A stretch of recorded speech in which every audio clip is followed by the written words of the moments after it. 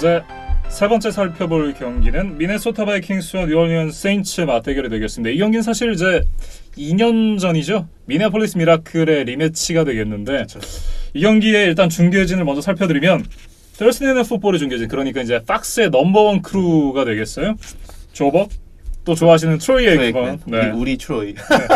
그리고 이제 에린 앤드류스. 원래 이제 Thursday Night Football 때는 이제 크리스티나 핑크 씨가 이제 리포팅을 했었는데 크리스 마이어스 씨로 좀 바뀌었다고 해요. 뭐 어찌됐든 이제 팍스의 넘버원 중계진이 중계를 하는 그런 경기가 되겠고요. 근데 만약에 제이슨 위튼이 먼데이 나잇 풋볼을 계속했었으면 카우보이스 출신 선수들이 플레이오프 3경기나 중계를 할 뻔했네요. 아, 그러네요.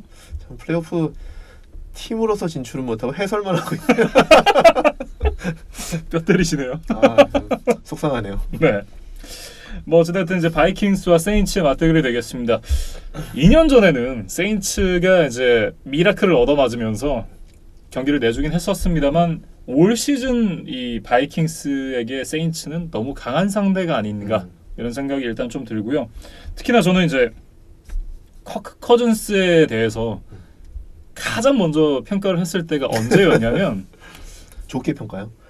아니 그냥 그 커크 커즌스라는 선수에 대한 평가를 처음 해봤을 때가 언제였냐면 이진만 해설위원이 처음으로 이제 해설을 하러 오게 됐을 때 네. 작년에 MBC에서 중계할 때요? 그렇죠. 그때 첫 경기를 이제 저는 이제 홍종호 교수님이랑 같이 했었거든요. 근데 홍종호 교수님이 또 이제 커크 커즌스와 대학교 동문이시잖아요. 그렇죠.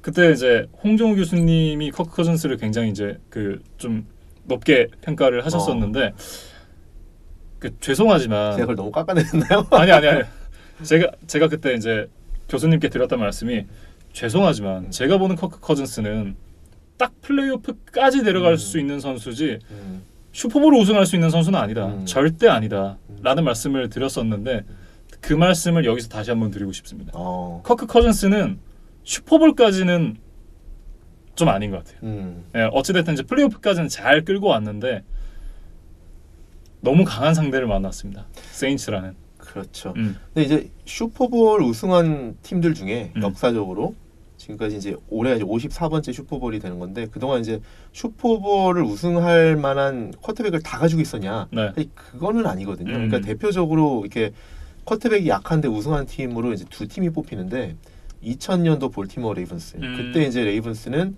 쿼터백이 트렌트 딜퍼라는 쿼터백이었는데 대표적인 게임 매니저. 그때 그 볼티모어의 첫 번째 우승이죠. 첫 번째 우승이고 몇 차례 말씀드렸던 역대급 수비. 그러니까 85년 베어스와 비교되는 2000년 볼티모어 레이븐스 수비. 네. 그때거든요. 그래서 이제 그때 뭐 압도적인 뭐 34대 7이었나, 35대 7이었나로 이제 뉴욕 자이언츠를 꺾고 우승을 했었는데 그때 이제 볼티모어 레이븐스는 강한 수비, 강한 러싱 공격으로 이제 우승을 했었거든요. 그러니까 위닝 포뮬라가 강한 수비와 강한 러싱 공격이었지 쿼터백은 게임 매니저 역할만 해줬다. 그다음에 슈퍼볼 37을 우승을 했던 템파베이 버커니어스. 그때 쿼터백이 이제 브래드 존슨이라는 쿼터백이었는데 그때도 보면 버커니어스는 강한 수비. 2002년 버커니어스 수비도 상당히 뭐 역대 뭐 레이븐스나 베어스 수준은 아니지만 그래도 강한 수비였다.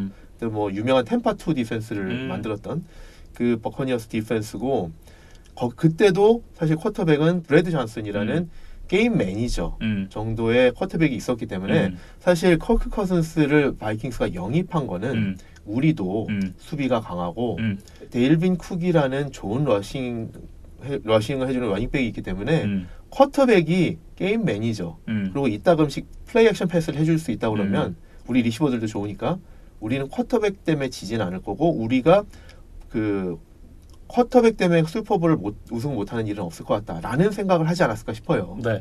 하지만 지금은 좀 상황이 많이 다릅니다. 왜냐하면 일단 델비 쿡 선수가 지금 이 훈련에 풀 참가를 했다라고는 하는데 일단 어깨 부상으로 몸이 완전한 상황이 아니고 지난번에도 일단 경기에 들어왔다가 부상을 당하면서 다시 나갔잖아요. 그렇죠. 네, 그런 만큼 이 선수의 몸 상태를 장담할 수 있는 상황이 아닌데다가 물론 이제 바이킹스의 수비가 강한 수비이긴 합니다만 세인츠의 공격이 그 이상으로 강해 보인다. 그렇죠. 네. 그런 문제가 있죠. 맞습니다. 네, 그래서 일단 뭐 상당히 동의합니다. 그래서 뭐 세인츠 승리를 예상을 했습니다. 저는 그 브라켓에 다 나와 있어요. 예. 네. 저도 이제 뭐 준비는 했는데 이따가 뭐 말씀을 드리겠지만 근데 어쨌든 진짜 말씀하신 것처럼 이 대결이 2년 전 그 미니애폴리스 미래클의 리매치인데 그때는 바이킹스가 2번 시드로서 4번 시드인 세인츠를 홈으로 불러서 경기를 했었고 지금 리매치에서는 3번 시드인 세인츠가 홈으로 6번 시드인 바이킹스를 부르기 때문에 조금 그때와는 좀 어쨌든 홈 어웨이 상황이 좀 바뀌었다라는 그렇죠. 거고 이 경기의 승패를 내지는 어쨌든 승부에 있어서 가장 중요한 열쇠를 쥐고 있는 변수는 말씀하신 것처럼 델빈 쿡의 출전 여부입니다. 근데 이제 델빈 쿡이 그 바이킹스에서 어느 정도 비중을 차지하느냐, 바이킹스에서 델빈 쿡이 없으면 어떻게 되느냐라는 거를 우리 2주 전에 그렇죠. 16주차. 패커스 경기에서 이미 확인을 했습니다. 그때 이제 사실 이제 뭐 쿡만이 아니라 백업 러닝백인 알렉산더 매티슨까지 출전 안 했거든요. 그러면서 이제 마이크 분, 아미어 압둘라 이 두 명이 쿡의 빈자리를 채우려고 했었는데 절대 채워지지 않았고요. 네. 쿡이 없으니까 상대 수비수가 이제 러싱 공격에 대한 리스펙트가 없어지니까 뭐 대놓고 이제 패스러시를 하는 거죠. 안심하고 이제 패스러시를 하게 되고 그러다 보니까 러싱 공격도 안 되고 패스러시가 들어오고 그러니까 그 크크 커즌스의 플레이액션 패스도 효과가 없어지더라. 잘 안 되더라. 그렇기 때문에 어느 정도까지 이날 바이킹스 공격이 안 됐냐 그러면 경기 총 전체 공격 야드가 139야드. 그리고 이날 경기 퍼스트 다운 개수가 7개. 정말 맥 없었다라는 네. 거기 때문에 이 쿡이 있고 없고는 바이킹스한테 절대적이다라고 말해도 과언이 아닌 것 같습니다. 그렇죠. 그런데 이제 그 어깨 부상 말씀하신 것처럼 어깨 부상, 쇄골 부상도 있었다고 하고요. 그런 이제 델빈 쿡과 발목 부상인 백업 러닝백 알렉산더 매티슨이 이제 플레이오프를 앞두고 16주, 17주 2주를 쉬었어요. 그래서 이제 과연 출전할 수 있느냐, 2주를 쉬고 과연 출전할 수 있느냐가 관건인데 최근 이제 언론 보도를 보면 말씀하신 것처럼 쿡이 이제 훈련에도 참가하고 아마도 출전할 것 같다. 그리고 본인은 출전하겠다라고 의지를 표명했고요. 네. 그래서 바이킹스 입장에서 정말 다행이죠. 이 뭐 사실 쿡이 없다 그러면 거의 사실 희망이 없다라고 봐도 뭐 과언이 아닐 텐데. 그렇죠. 일단 쿡이 출전한다라는 것 때문에 상당히 어쨌든 바이킹스 입장에서 다행이고 최근에 또 세인츠 입장에서도 좀 화제가 됐던 걸 좀 짚어보면 최근에 앤토니오 브라운을 워크아웃했다고 그러죠. 근데 일단 계약은 안 할 것 같다 그래요. 네, 계약은 안 할 것 같고 사실 계약을 하더라도 앤토니오 브라운이 실제로 언제부터 뛸 수 있을지는 NFL 규정상에 아직 뭐 이렇게 정확히 이렇게 규정이 안 돼 있어서 바로 영입해도 지금 당장 플레이오프에 쓸 수 있는 자원은 아닐 거다라는 얘기를 합니다. 그래서 그래서 또 앤토니오 브라운 또 최근에 또 뭐 이거는 그냥 쇼다라고 또 그런 얘기도 했다고 그러는데 뭐 본인 뜻대로 안 되면 앤토니오 브라운은 또 바로 또 이렇게 또 직설적으로 이렇게 또 날리는데 하여튼 뭐 그런 일이 있었는데 사실 세인츠는 앤토니오 브라운보다도 지금 더 사실 팀 입장에서 아쉬운 것은 NFC 최고 성적 타이를 이뤘는데 타이브레이크에 밀려서 3번 시드까지 떨어졌다.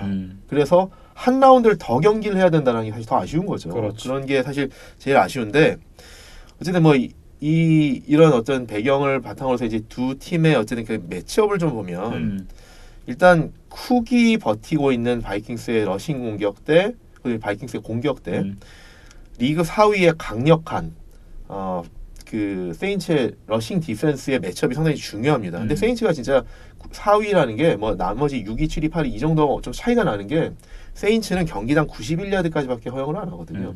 그 밑으로 가면 이제 100야드 이상 이렇게 허용을 하기 때문에 조금 갭이 있습니다. 네. 그 갭이 있는 4위고 근데 쿡을 좀 보면 일단 시즌 초반에 7경기에서 5경기를 100야드를 훨씬 넘는 대활약을 하면서 그때만 해도 MVP 후보 중에 한 명으로 거론이 됐었죠. 근데 이제 서서히 캐리가 누적이 되고 그다음에 뭐 햄스트링 부상, 쇄골 부상, 어깨 부상 등이 누적되면서 이제 8주차 이후로 사실 기량이 좀 많이 떨어졌어요. 그래서 8주차 이후로는 100야드 이상 경기가 단 하나도 없습니다. 네.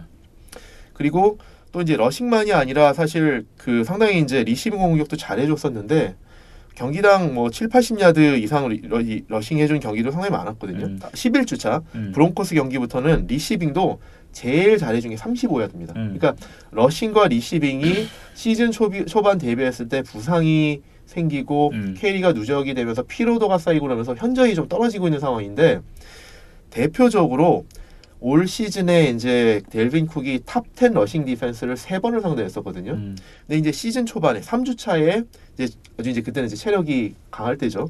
3주차에 리그 8위의 러싱 디펜스인 레이더스를 홈에서 상대했을 때는 16번의 캐리를 통해서 110야드를 전진하면서 한 캐리당 6.9야드.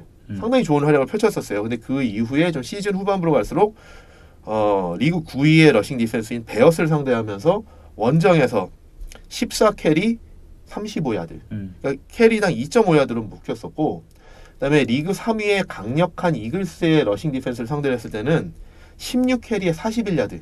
그러니까 한 번 러시당 2.6야드로 맡겼었어요. 그러니까 이 탑 10 디펜스를 후반기에 만났을 때는 상당히 고전했더라. 그래서 이런 부분들이 사실 지금 그 바이킹스 입장으로서 상당히 좀 부담스러운 그런 트렌드라고 할 수 있습니다. 네.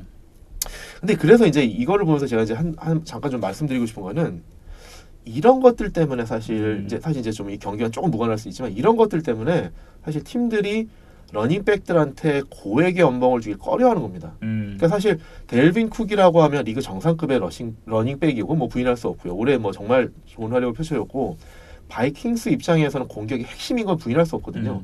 그런데도 한 시즌을 뛰면서도 이렇게 분명히 이게 커브가 떨어진 게 보이고 이게 몇 년 동안 지속된다? 그럼 분명히 효율성이 떨어지기 때문에 이 선수 너무 잘하는 선수인데 우리 팀한테 너무 큰 기여를 했는데 그러면서도 미래를 생각하면 이 선수한테 엄청나게 많은 연봉을 줘야 되나? 이게 망설여지는 거죠. 그렇기 때문에 사실 그 누구죠? 탓 걸리도 사실 팀에서 고민하다가 줬는데 올 시즌에 얼마나 또 사실 후회하고 있습니까? 그렇지. 그리고 이지케어 엘리엇한테도 카우보이스가 그렇게 사실 줄다리기를 했던 거거든요. 근데 이제 델빈 쿡도 마찬가지입니다. 근데 델빈 쿡도 어쨌든 바이킹스 입장에서 정말 중요한 선수고 이 선수도 이제 2020년으로 계약이 끝나거든요. 그러니까 아직 1년이 더 남아 있는데 과연 바이킹스는 어떤 결정을 할 거냐? 라는 걸 한번 좀 지켜볼 필요가 있을 것 같습니다. 네. 그래서 좀 세인츠 얘기를 해보면, 근데 어쨌든 이제 뭐 이렇게 이제 쿡이 시즌 후반부에 이제 탑 디펜스를 상대로 안 좋았다고 말씀을 드렸는데, 세인츠는 리그 4위의 진짜 강력한 러싱 디펜스다. 그래서 아무래도 쿡한테 또 부담이 될 수 있는데, 세인츠는 시즌 막판에 디펜시브 라인맨 중에 주전 2명이 부상으로 빠졌어요. 마커스 데븐포트, 셸든 랭킨스 이 2명이 빠졌는데도 신기하게 잘 버티고 있어요. 그리고 이제 물론 이제 49ers 경기할 때처럼 이렇게 한 번 이렇게 뻥 뚫린 적도 있긴 하지만 대부분 잘 막아줬거든요. 그래서 이제 최근 경기들 보면 맥카프리를 상대하면서 2번 상대하는데 같은 조니까 2번 상대하는데 각각 64야드 그리고 26야드로 잘 막아줬거든요. 그리고 또 콜츠를 상대할 때도 콜츠의 말론 맥을 19야드로 막을 정도로 상당히 좋은 러싱 디펜스를 보여줬기 때문에 이 쿡이 이 강력한 세인츠의 러시 디펜스를 얼마나 뚫어줄 수 있느냐가 상당히 관건이고 쿡의 러싱이 안 된다 그러면 이제 커즌스의 패스 플레이로 풀어갈 수밖에 없는데 세인츠의 패스 러시가 또 색 기준으로 리그 3위다. 올 시즌에 51개나 색을 했거든요. 그렇기 때문에 상당히 부담이 되는데 하나 기대를 가져볼 만한 거는 그 패스 러시만 컬 커즌스가 잘 피한다 그러면 세인츠의 세컨더리는 상대적으로 약합니다. 경기당 242야드 이상을 내주면서 리그 20위고요. 네. 또 최근에 이제 세컨더리에도 보면 일라이 애플, 부상당했죠. 네, 반벨, 마커스 윌리엄스 등 이런 주전급 선수들이 잔부상이 좀 있습니다. 그래서 좀 패스러시만 잘 피하면 기회가 있을 것 같다. 반대로 바이킹스 수비와 이제 세인츠의 공격을 좀 보면 바이킹스도 수비가 상당히 좋죠. 네. 특히 이제 제가 여러 차례 말씀을 드리지만 디펜시브 라인부터 라인베커, 세컨더리까지 정말 좋은 선수들로 다 채워져 있거든요. 그러면서 경기당 18.9실점으로 하면서 리그 5위. 그다음에 색도 48개나 하면서 탑5 5위 안에 들어있거든요. 그러니까 상당히 좋은 수비다. 또 최근에 보면 바이킹스가 상대적으로 세컨더리가 조금 좀 야디지를 많이 내줬었는데 최근 6경기에서 터치다운 패스 단 5개. 그러니까 경기당 하나도 안 내준 거죠. 그리고 300야드 패스를 한 명도 허용하지 않았다. 그래서 최근엔 많이 개선이 됐는데 이 원인이 뭐냐면 시즌 초반에 많이 쓰지 않았던 백업 코너백 마이크 휴스를 주전 코너백 트레이 웨인스하고 이렇게 로테이션을 쓰면서 이게 시너지 효과가 나더라. 트레이 웨인스도 상당히 좀 이렇게 좀 피로도도 줄어들고 마이크 휴스가 들어와서 빈자리를 나름 잘 채워주면서 세컨더리가 많이 보강이 됐다. 그런 거는 상당히 긍정적인데 그럼 그렇다고 해서 과연 바이킹스 수비가 세인츠 공격을 막아낼 수 있느냐? 전 이런 생각을 합니다. 사실 바이킹스 수비 상당히 좋죠. 근데 바이킹스 수비 아니라 어떤 수비를 갖다 놔도 지금 세인츠 공격 막기 쉽지 않다. 그렇죠. 그러니까 최근 세인츠의 공격을 좀 보면 최근 4경기에서 평균 득점이 40점입니다. 지금 거의 같은 주에 있는 LSU급의 공격이에요. 그리고 그 뭐 49ers 경기 패했지만 패한 경기에서 46점 냈어요. 그러니까 이 정도의 공격이고 드루 브리스가 최근 그 4경기에서 보면 터치다운 패스 15개, 인터셉션 제로. 그리고 뭐 아시겠지만 마이클 토마스 149개의 리셉션 신기록 써가고 있고요. 그리고 이 두 명의 스타 플레이어만이 아니라 타이덴드 제럿 쿡도 최근 4경기에서 터치다운 5개. 타이덴드가. 그리고 시즌 초반에 뭐 부진하고 부상도 있고 그랬던 알빈 카메라도 드디어 이제 본인의 모습을 되찾으면서 최근 2경기에서 터치다운 4개 기록하고 그렇지. 있거든요. 그러니까 상당히 전반적으로 페이스가 좋다. 그리고 게다가 스위스 아미 나이프. 쿼터백 테이섬 힐이 올 시즌에 터치다운 캐치가 6개예요. 쿼터백이 터치다운 캐치가 6개. 네. 그리고 특히 지난주 경기에서는 45야드 터치다운 캐치를 했어요. 저는 이런 거 보면 대단한데 또 웃기기도 해요. 아니 테이섬 힐 뭐 하는 사람입니까? 그렇기 때문에 이렇게 무시무시한 공격력인데 아까 1부에서 잠깐 말씀드렸지만 더 희소식 그리고 상대방한테 더 안 좋은 소식은 올 시즌 처음으로 세인츠가 이제 주전 오펜시브 라인맨 5명이 채워졌어요. 땅불 바람 물마음 다 됐어요. 그렇죠. 지금 이제. 이 부상으로 빠졌던 2명의 가드 레리 워퍼드, 안드레스 피트 이 두 선수가 이제 복귀하거든요. 그러면은 앞에 벽마저도 이제 철옹성이 생겼다. 그렇기 때문에 지금 세인츠 공격을 상당히 지금 막기가 힘든데 특히 초반에 많은 득점을 허용한다? 그럼 상당히 좀 힘들어지죠. 쫓아가기도 힘들고 그래서 이제 초반에 점수차가 벌어지면 바이킹스 수비가 세인츠한테 턴오버를 많이 유도해내고 쐐도 많이 하고 이래서 이제 어쨌든 그 공격 기회를 뺏어와야 되는데 그럼 그게 쉽겠느냐? 그것도 쉽지 않다. 왜냐하면 올 시즌 드루 브리스가 부상이 물론 있어서 한 5경기 못 뛰었지만 쐐기 12개밖에 안 돼요. 근데 그러면 그 기간에 뛰었던 브리치워터까지 합쳐서 두 쿼터백의 쐐 개수를 합치더라도 24개예요. 커슨스 혼자 올해 28개 쐐을 당했거든요. 네. 그러니까 그만큼 세인츠가 오펜시브 라인이 100%가 아닌 상황에서도 쿼터백들이 쐐을 많이 안 당했다라는 거고 턴오버. 네. 올 시즌 뉴올리언스 세인츠가 한 시즌 최소 턴오버 기록을 세웠어요. 8개. 네. 유일한 한 자릿수 턴오버. 정말 2위가 그린베이 패커스인데 13개거든요. 그러니까 차이가 꽤 나잖아요. 그렇지. 그러니까 턴오버도 웬만하면 안 하는 팀이에요. 그렇기 때문에 정말 리드를 뺏긴다. 벌어진다. 그러면 턴오버를 해서 이거를 간격을 좁히기도 상당히 힘든 팀이기 때문에 정말 좀 어려운 경기가 될 것 같다. 그리고 세인츠는 제가 아까 1부에서 말씀드렸지만 지금 공수, 그다음에 키커까지도 프로볼에 뽑히는 팀이다. 맞아요. 네. 그렇기 때문에 진짜 세인츠는 지금 약점을 찾아보기가 정말 어려운 공수 스페셜 팀의 밸런스가 정말 잘 맞는 팀이다. 자, AFC 쪽에 이 볼티모어 레이븐스가 거의 완전체에 가까운 팀이라면 NFC에서는 사실 이제 그 3번 시드긴 하지만 가장 완전체에 가까운 팀은 사실 세인츠거든요. 그렇죠. 그래서 세인츠가 이 경기에서는 사실은 뭐 바이킹스 좋은 팀이긴 하지만 세인츠를 이기긴 쉬울 것 같지 않다. 네. 그래서 저는 세인츠의 승리를 예상해 봅니다. 네, 저희도 다 세인츠의 승리를 예상했고요. 사실 이제 커즌스에게 좀 늘 미안한 것이 사실 뭐 지난번에 석고 대제를 하는 일도 있었지만, 그러니까 커즌스가 나쁜 선수라고 얘기를 하는 것이 아니라 커즌스는 정말 좀 한계가 명확한 선수다라는 얘기인 거고요. 네. 알겠습니다. 되게 변명 같네요. 또 이번에 상대는 이제 세인츠 수비가 또 막강하기 때문에 그렇죠. 네. 쉽지 않을 거다. 팀 대 팀으로 놓고 봐도 쿼터백 대 쿼터백으로 놓고 봐도 사실은 좀 세인츠 쪽으로 많이 브리스하고 기운다. 비교할 수 없죠. 네. 브리스하고 비교할 수 없죠. 네, 그런 얘기로 이제 이 세 번째 경기까지 정리를 해보겠습니다. 이제 다음 경기 한 경기가 남았는데요. 시애틀 시옥스와 필라델피아 이글스의 맞대결, 이 맞대결에 대한 얘기로 다음 영상으로 이어가겠습니다.